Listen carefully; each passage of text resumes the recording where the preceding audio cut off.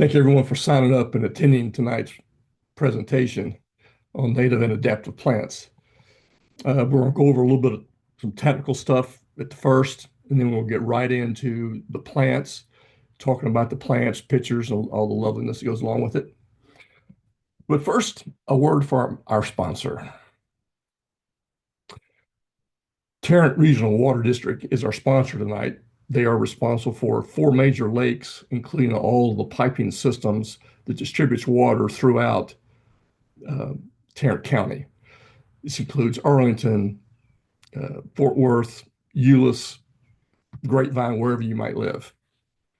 So you can imagine we're about 3.5 million people right now in this district, and they're expected to double in the next 20 or 30 years. So with that, there's a large push towards conservation of water.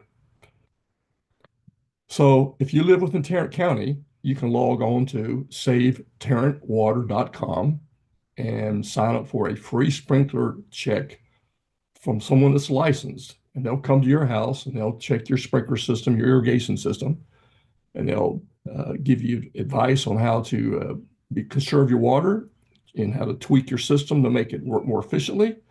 You can also sign up for a free watering weekly mail out that comes and talks about classes, all the things where you can learn and save water. And that's what we're all about conserving water. A lot of tips, a lot of videos, savetarrantwater.com. All right, let's get right into it. I'd like to first of all give credit to Loretta Bailey for I have adopted this her presentation of tough plants, heat, and drought tolerant landscaping. So I want to give her credit for the work she did on the backbone of this presentation tonight. So what is a native plant or tree? Well, first of all, it's a plant or a tree. It is part of the balance of nature.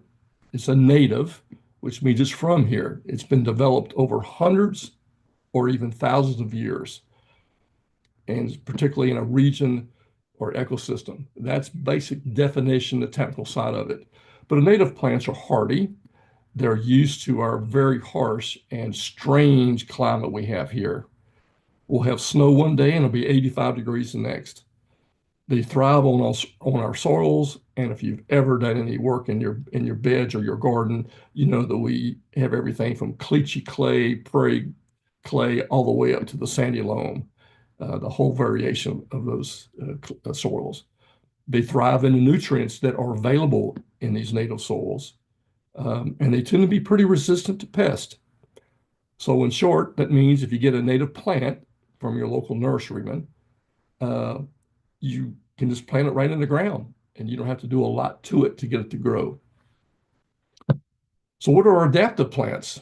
Well, as Dick noted, I'm an adaptive plant. I'm not a native of Texas. I'm a transplant from outside of Texas. So that means these are plants that are hardy because they've been introduced to Texas landscapes through our horticulture industry. And the ones that do well continue to thrive. So that's the difference between a native plant, one that's grown here, and an adaptive plant, that's a transplant that's been brought into Texas, the region of Texas. All right. So, United States, the USDA, our plant hardiness, we're in North Texas, we're in zone 8 alpha. But back in the day, it used to be just zone 8, and they split it up between 8A and 8B. But we're in the zone of that light yellow there you see, and it's based on the low wind temperature and the high wind temperature. Our low wind temperatures are 10 to 15 degrees on the cold side, and they can get up to 100 and 100 plus degrees, as you know, on the summer side. So we're in Texas zone 8A. Now, if you go to your local big box store or even your nurseryman, they may have just zone 8 on there. Some of the places do not break down the plants with either alpha or a B, 8B. So why should we choose native plants for our landscape? Well, they don't require any fertilizer. They just thrive on what's in the ground. They're better heat tolerant. They're really good on on drought tolerance, as in no water at all. They can get moisture from the rain and live off the land. They provide better shelter and food for native wildlife, the birds, the bees, all of the insects we have that are native. And native plants are beautiful, and they're meant to be here. Here's a photograph of a native and adaptive plants in this person's backyard, and this is late summer. You can see the pampas grass. You can see in the foreground and background. There's some yuccas in there, and there's some southern magnolias in here, and of course the tree selection. But these are native and adaptive plants. And this is the same shot in a winter zone, in a winter mode. So you can see the yuccas here on the left, and then on the right, in the pots, you see the grasses in the back that have gone dormant, and the grass has gone dormant. All right, so let's look at some plants. Now, this is by no means a complete list of plants because I only have a few minutes to talk to y'all tonight. So we're going to run down through, if it's okay, a bunch of native plants first, and then we'll talk about adaptive plants. So there's native plants. And of course, this is lantana on the right here, and we're going to talk about lantana in a second. Yaupon hollies, they're either a small tree or a large shrub, depends on how you look at it. If you get more of a single trunk and you trim the bottom of it and make the top look like an umbrella, it'll be more like a tree look rather than a shrub. And of course, you know the berries, that means it's a female plant. So whenever you go to purchase a plant that has berries on it, that's a female plant. Here we have a dwarf yaupon, same cousin, and they naturally grow in that mound look there. Slight pruning, but that's the way they normally look. And they're only part native, but they do very, very well in our environment here. All right, red yuccas. So what I've done is we go through here, the ones that are also native and adaptive plants that are also a Texas superstar plant, I've highlighted that for you. A Texas superstar means this plant has been planted in 29 locations all throughout the state of Texas through a group of 8 people that are on this committee that monitor how the plants do, everything from El Paso to the Piney Woods to the Panhandle down to the coastal region. And they monitor how well they do. And if they succeed, they are tagged as a Texas superstar. This happens to be one of them, red yucca. This is a good example of a plant that lives off the land. 0 water, full sun. And on the right is what they're looking like now when they're coming out of dormancy. But on the left is one that'll give it another month and they'll look just like that. Red yucca, a great plant. You get for xeriscape, or if you want to put it in your yard in a mixture with rocks around it. It's a great plant, red yucca. Purple coneflower. Okay, so I'm gonna have a little commentary here, and please don't beat me up. Coneflowers are beautiful. They grow tall, woody, until the blooms fall off, and then you have these plants. So it is a native plant. Again, minimum to 0 water, full sun, but once the blooms fall off, they can look kind of hideous looking. Not my word. So they are a pretty plant. Bunch them together against a back fence with daylilies or something in the front. They do really well, but they do have, once they bloom out, they can need a little love to get them to look correct. Salvia greggii, or also known as autumn sage. Great plant, full sun, limited water, just a beautiful, beautiful plant. Comes in various colors. Most people like the reds or the rose, as they call it, but they do come in other colors. But it's a great plant. Hummingbirds love this. Bees like it. Butterflies love it. Great plant. Hard to kill. I'll say that. Hard to kill. All right.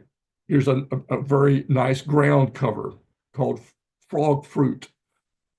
Say that 3 times real fast.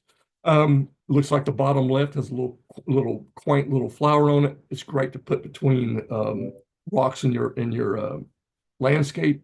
Um, Good ground cover, a native. One of our grasses, a Mexican feathergrass. Uh, they're great to put in your landscaping, and it's great cover for birds. Um, Rabbits and things can get in there in the wintertime behind them and hide, or from other varmints. But it's a nice whispery um, grass to have. It adds a different landscaping look to your landscape. Mexican feathergrass.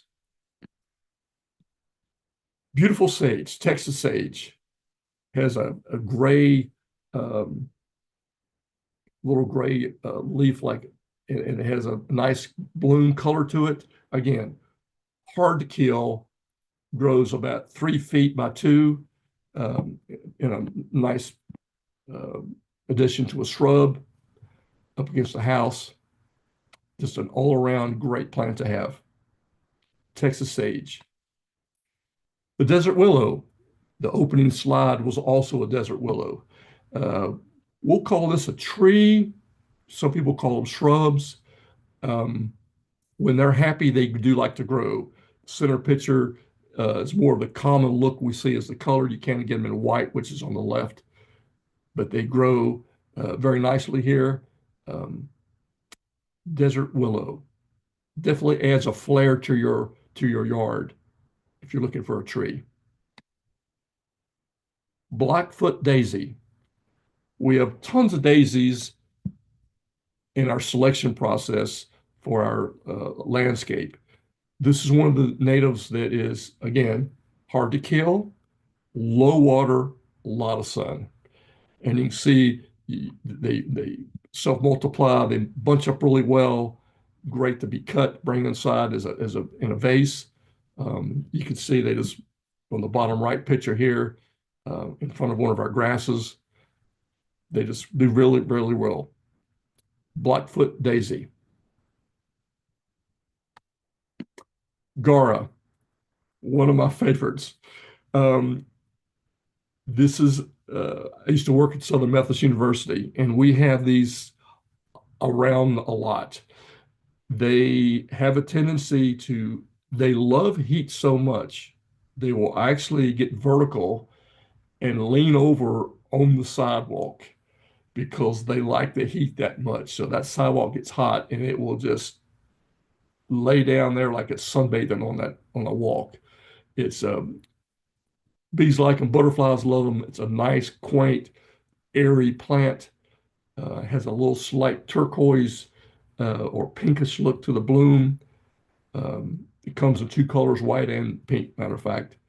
Um, Readily available, low to no water. Um, Very nice plant. Gaura. Of course, we have excuse me, we have cacti, plural. This is a cactus.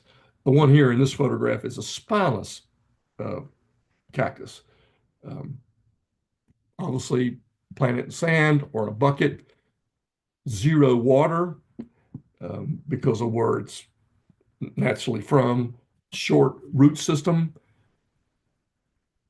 hard to kill. If you have it in a bucket, probably need to bring it in when we start getting into the freezing temperatures so they don't freeze, which will kill them, or cover them outside. All righty. This is always a fun discussion. Lantana. This particular variation here we see variety is the Texas lantana. Now it's this is a native lantana, which just means it's from here. We also have superstar lantanas, which look very similar here. That is a red lantana, um, and is a camera is the species of it, and almost looks identical, but the blooms are reversed. So this one looks more like the bottom left, which is red with yellow. The other ones are more yellow with red, but they're all lantana. Love the sun. Um, if you get a 1 quart three or four of them, put in your landscape, space them about 18 or 20 inches apart, and give them a year. They're going to meet up, and then the second year they're going to take over, and they're going to look like this of the second and third year. They love to grow. They love the sun. They love Texas, and these are at a lot. They bring in all of our butterflies. Hummingbirds love them. Bees like them. Bees won't bother you. They like the blooms, but they are just a great, great plant. You have an area that needs to be filled. I would say be patient with them. If you get a quart, 3 or 4 quart containers, and you space them in an area, let's say like the pitcher there, and don't go get 10 or 15 of them because they'll just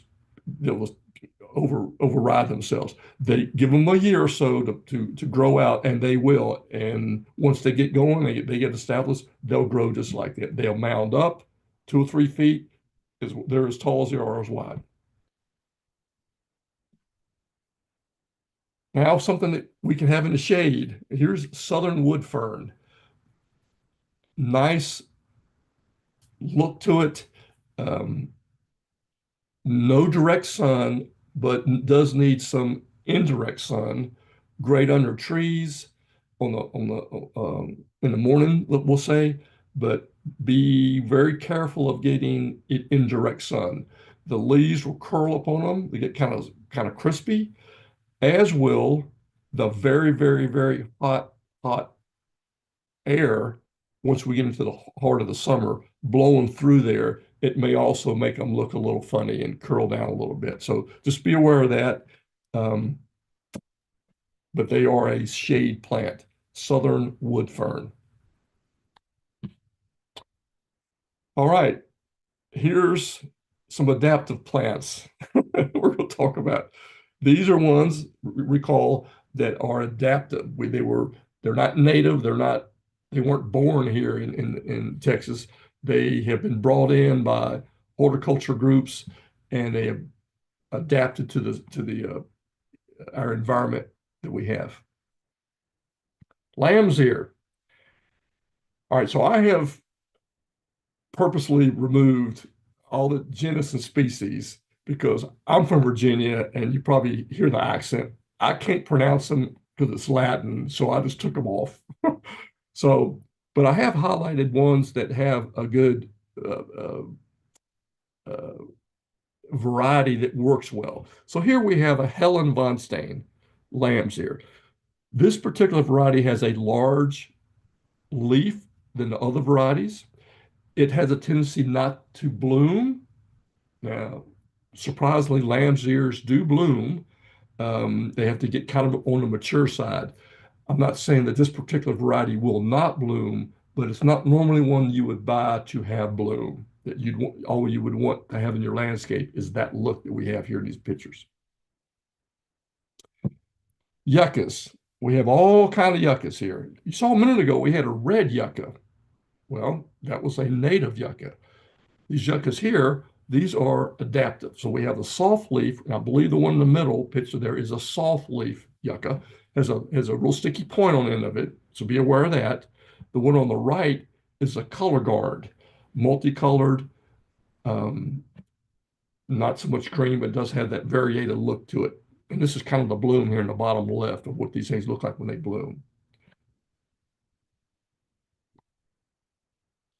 Wandering Jew or purple Jew.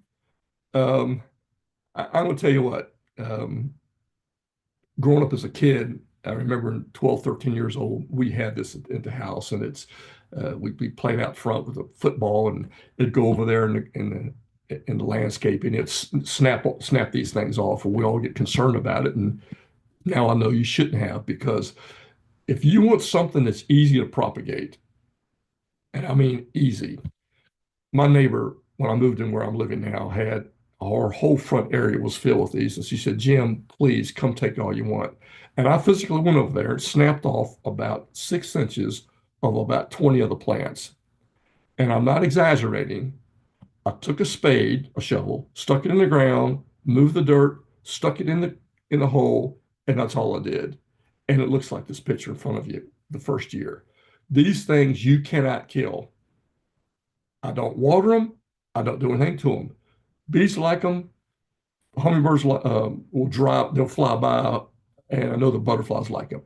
These are easy to propagate. They are on the succulent side of the family, I'll say, because if you ever snap off one of the stems, it's kind of about the size of your little finger, and they snap off really easy. But it's a great plant for a pot. Um, but it's easy to grow, hard to kill. It will come back every year also, even though it's going to look like it's going to die off when we get this cold weather. It'll look yucky and look like it's dead. Don't just leave it there. Don't pull it up. It will come back and look just like that. Here's a fuzzy Jew. Very nice triangular bloom on it. Great foliage to go along with it. Very unique look to your landscape. Fuzzy Jew. Moss rose, another great full sun um, plant, limited water, grows well. All animals like it. You see the picture in the middle here. That's Gara in the background there. You can give an idea how that uh, blends in there well. This is moss rose. Abellia. This particular variety I have here is Rose Creek. It has a tendency to have more, the ratio between bloom and leaves is about equal, so you see a lot of them. Mounds itself very well. It does come in pink or white. And of course, this in the front rather is a lamb's ear. Abellia, Rose Creek variety. And then, of course, we have our herbs. We have a lot of herbs that are adaptive here. Be sure that you get ones that are heat tolerant. Don't just plop herbs out there in full sun and expect them to grow. They're going to fry on you. Things like rosemary will take full sun and it will turn into a bush, um, for example. So that's all we're going to say about herbs. Okay, here's maiden grass. This particular variety does well. It's adapted here very nicely. It's not pampas grass. Pampas grass is taller plumage, and the plumage is a lot larger. This is Adigo. Um, Probably said that wrong, but it's a you see these a lot here in our Texas landscapes. Great to cover up utilities. Maiden grass. Liriope. Okay, I think we've all made this mistake. Yes, I'll raise my hand. And the first time I've ever bought it and put it in, I got the variety that grew everywhere. Rhizomes grow under the ground, so you don't see it growing all of a sudden it just pops up. Green edgy will not keep it from taking, it'll just grow where it wants to go and it will just take over a flower bed. So Muscera is the one that you should buy. Look at the label, make sure you get that variety and that species, and they'll be more fixed. They do come in variegated, like the one on the left, or a full green like the one on the right. And they have a beautiful bloom to them as long as you can keep them contained. Liriope. Hard to kill. And if you get the wrong variety, you'll understand why, because it'll take over. Catmint. This particular variety is Walker's Low. Um, Nice look to it. It's not a salvia, kind of looks like it, but it's not. Um, Great addition to anyone's landscape. Catmint. One of our sages, remember, these are adaptive plants. Russian sage. Russian sages are known for having a lot of top end um, blue bloom on them, blue bloom on them. Um, just a great all around plant. Hard to kill, low water, loves the heat, thrives on the heat. Bumblebees love these, butterflies love them. All right, hibiscus. This is a great conversation. So, this actually hardy hibiscus is not a general comment about how great hibiscus are. This actually is its own variety. It's called hardy hibiscus. It looks like the pictures in front of us, and how you can tell that it's a hardy. The petals on the blooms look almost like crepe paper. I think that's probably a pretty good description. Versus other hibiscus like a Lord Baltimore or a flare, which the blooms are more um, they don't have any texture to them, if that makes sense, right? So we've all seen crepe paper has kind of has a roll to it, just like the picture on the right here. So that's what separates the two. Great. Hummingbirds love them. Bees love them. Butterflies love them. It's a great plant. Hardy hibiscus. All right, here's dwarf halem. Notice the spelling here. It's not misspelled. Hameln. There's no I in there. This is a grass. Um, has a little head on the top of it, grows nicely. It stands out a landscape. It's not a tall grass. It's not like your purple fountain grass or your other grasses or your muley grasses that grow 3 to 4 feet tall. These are more mounted right at about 18 inches. Obviously because it's dwarf in size. Sedum. Another note here, make sure you purchase them if you're going to leave them outside, the cold variety. If not, put them in a pot or something that where you can cover them and bring them inside or bring them inside. And remember, when we put our pots or we put things in our landscape and it gets close to wintertime and we want to cover them, you don't just cover the vegetation. You want to cover down to the ground with your weather cloth because that is where the heat comes from for the plant. So many times we'll see a plant that'll have the weather cloth around the top of it, and the bottom 3 or 4 feet is exposed, and the plant dies. So just keep that in mind. So, for example, in this top left picture here, if I was going to leave that outside in the wintertime, I would engulf the entire pot to make sure it's totally involved. All right, sedums. Another semi-shade, more shade than sun, cast iron plant. Unique look to it, hard to kill. Um, People confuse them with a hostas, but they're not. But they're a nice plant, great for a shaded area, walkway, something that has a lot of height to it. Cast iron plant.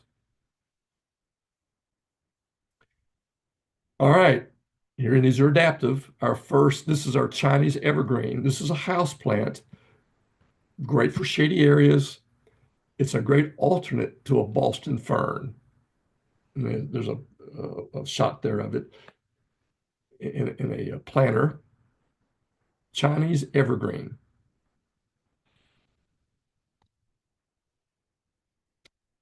All right, so those are the plants we had, native and adaptive.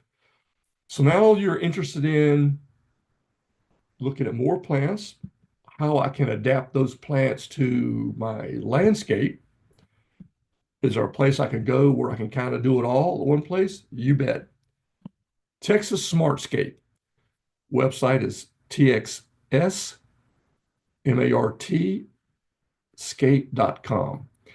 At this website, you can pull up the plants, you can look at the plants, what kind of plant you want, how high, if you want to be a deciduous, you want to be an evergreen.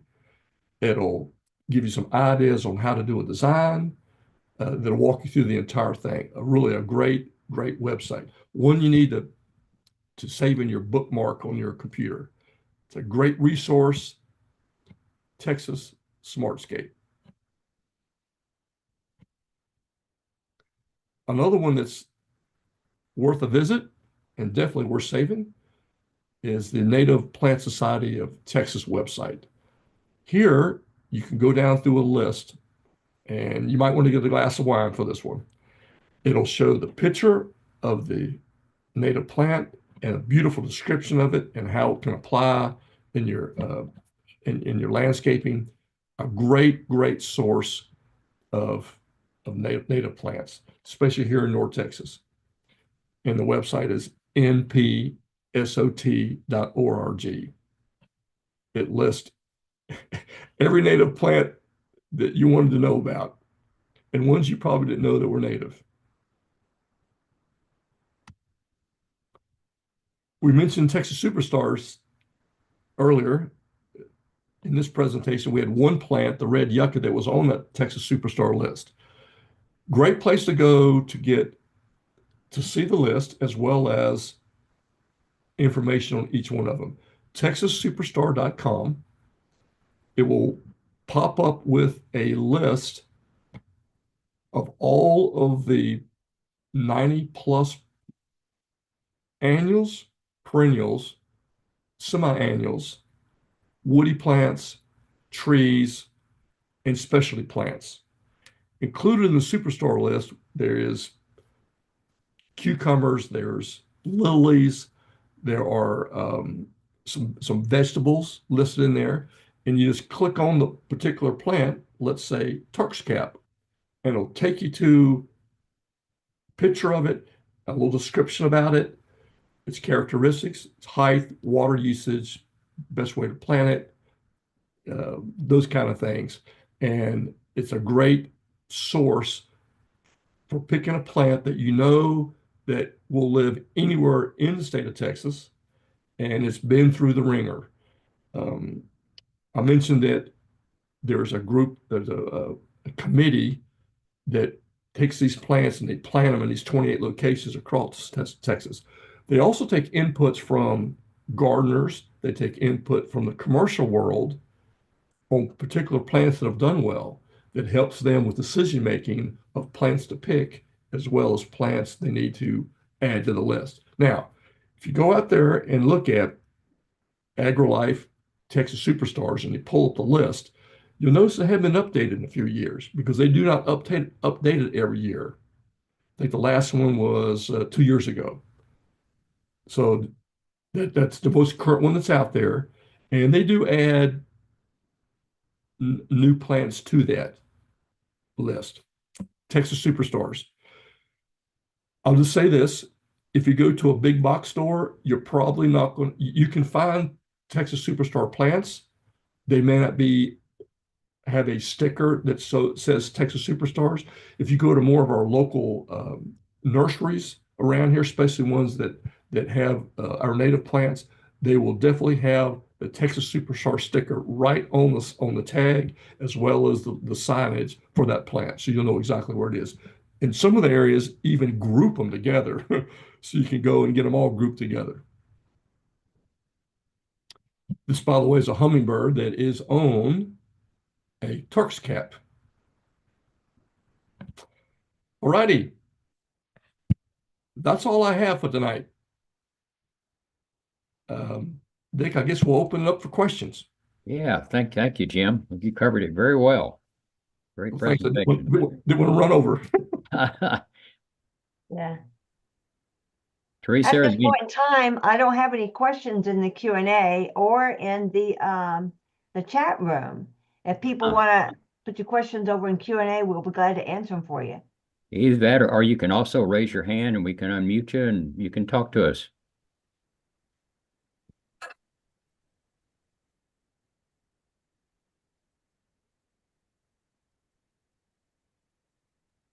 All righty, here's a question for you, Jim. With the Superstar, do they also trial them in sand? Yes, ma'am. Okay, sounds good. And another question by Jack is, what bulbs do well here? Oh, okay.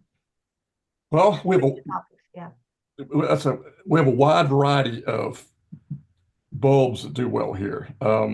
It's almost easier to say what you don't like would be the easiest way to answer the question. So Obviously, daylilies, because of the heat, do well here. They're you can just leave those in the ground and they just come up each year. We have caladiums do well, but you got to be careful about them in the wintertime. So I would almost say almost any bulb does well here. Where it gets tricky is when we get into the cold weather. They you might have to dig them up depending on if it's going to be really, really, really icy, or they may not. That's where it gets tricky. So I'd say if you go into any nursery that has bulbs, they have got bulbs that are suited for our climate. So I'm going to say that's going to be probably the safe answer. Okay. But I know Jane that wants to daylilies, know. yeah. Go ahead. Go ahead. Well, Jane wants to know about what about East Texas? They have really acidic soil. Do these Okay. plants do okay with that kind of soil? Okay. Great question. Great question. So let's answer this way. Azaleas like acidic soil. So East Texas, you have azaleas. However, we do grow azaleas here in North Texas, in Central Texas. The soil has to be adaptive or tweaked a little bit to make it acidic, which brings up the question. If you're thinking about putting something in that needs acid, right? You need to get a soil sample. It's $12 from Texas A&M. Simple process to take a soil sample of your yard, 3 or 4 locations. You mix it together, take all the vegetation, dry the dirt, put it in a quart bag, download the form, $12 a check, stick it in there, mail it. In 12 days, you'll get an email with a printout that has exactly everything that's in there and what fertilizer you need to add to make the soil a more adaptive to what you're going to do. So yes, it's more acidic. So the answer would be like the red yuccas do well in East Texas. Yes, they would. Like any plant, they have preferred locations, but they would grow there. I'm going to say that they would grow there. So yes. Okay. Jan has another question. What's the difference between a Mexican sage and a Texas sage? One's from Texas, one's from Mexico. No, oh no. Hear the chuckling in the background. Yeah, no, I just try to be funny. They are not the same. They're not even cousins of each other. They do look different. Mexican sage is more, it's a rounder, more of a greener plant. The Texas sage is not, if that makes sense. It's more of the color's different. The Mexican sage is more of a rounder bush. Texas sage is more of an upward growing bush. Okay. And Earlene has an unusual question. Do you think that red yucca would survive in Maryland? And if so, where can I order one from? Maryland, as in north of Virginia? It sort of sounds like where she's asking about. Okay. All right. Well, We got another foreigner in here. that's okay. That's okay. Will it grow in Maryland? I know that Maryland is like Virginia. We have 4 seasons there. Here in Texas, we don't have 4 seasons. It would grow there, yes. Would it be productive there? Probably not. And the reason why, it likes a long span of a lot of sun for a lot of months. There, you're not going to have that. We start getting cold around Halloween. So it's going to feel that. So it's going to go dormant a little earlier than normal. And it may not come out of its shell until April or May because being Maryland. And I'm not so much worried about the humidity or any of that. I just think that it would grow there. I would definitely plant it on a south side in direct sun with nothing around it. Yeah, Okay. and if you do, send me an email. I want to see how it does. Okay. And Becky wants to know, what's the best native plant for North Texas area for a screen between homes.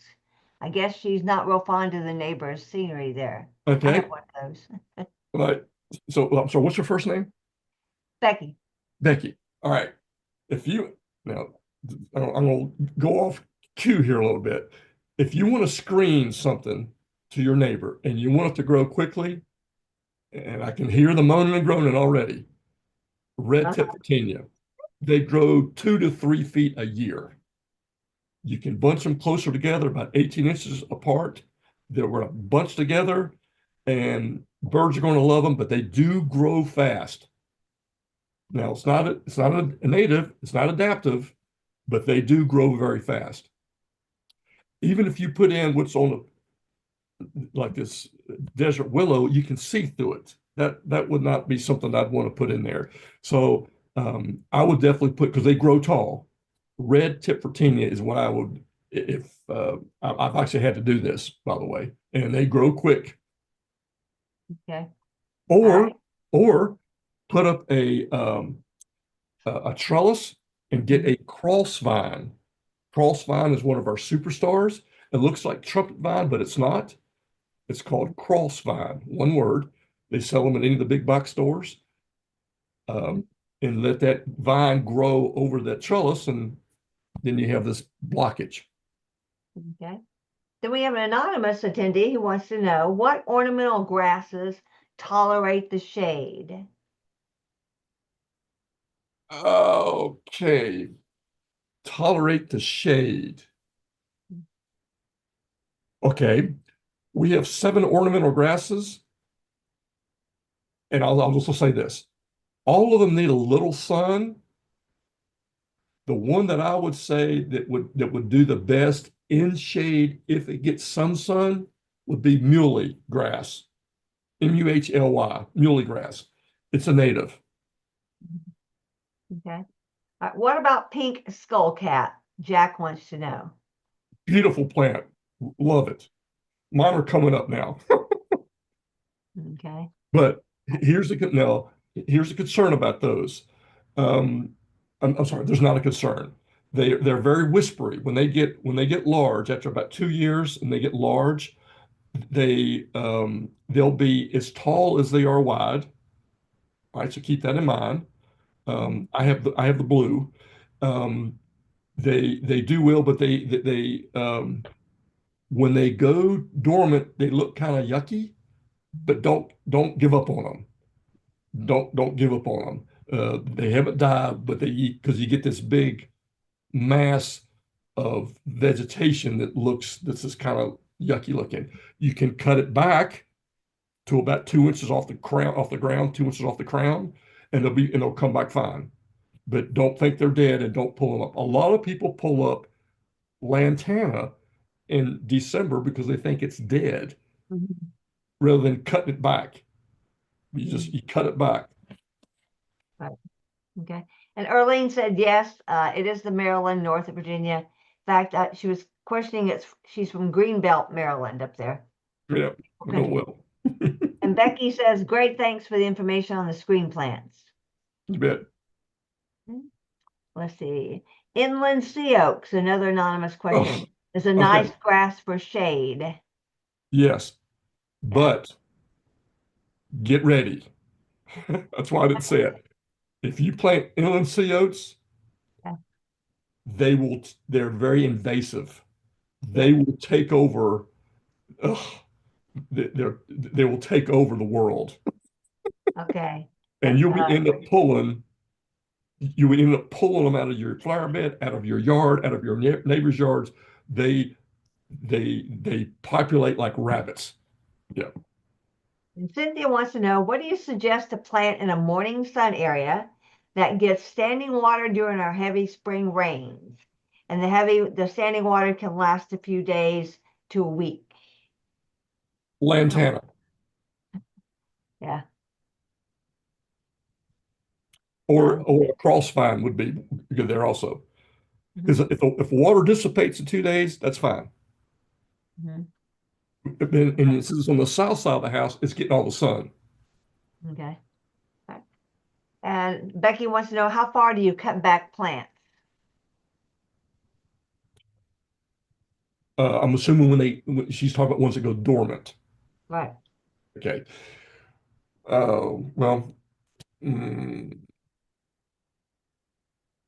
you can cut all plants back, and this is this is where we're getting into this all word. Saying all plants, we're opening up ourselves to get shot at. So, but you can cut all plants back to the ground, and they'll come back. Now, it's an old trick. If you have a plant growing, a bush or something growing in your yard, and you got it at a big box store, let's say 2 years ago, and you planted it, it might have been bunched up with a bunch of others. So one side of the plant didn't look really well, and now that it's mature, it doesn't look good. If you want that plant to look normal, whack it off at the ground and just let it start over and grow back. So there are some plants that do not like to be cut back, that don't do well. But since she said the word all, Mhm. I'll favor on the side of cutting when the plants go dormant, just cut them back at the ground level, and they will come back. Mhm. And last question or comment by Nancy talking about the bulbs, earlier question. She mentions bulbs that do well in the spring, like daffodils, certain Mhm. varieties, Spanish bluebells, Mhm. snowdrops.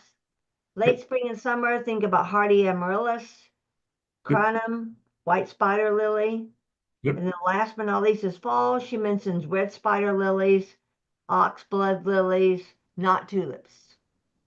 Yeah. Jonquils. Yeah. Tulips are tough. Um, yeah. But almost any bulb that likes a lot of heat. Yeah. Mhm. Okay. And Becky says, thank you.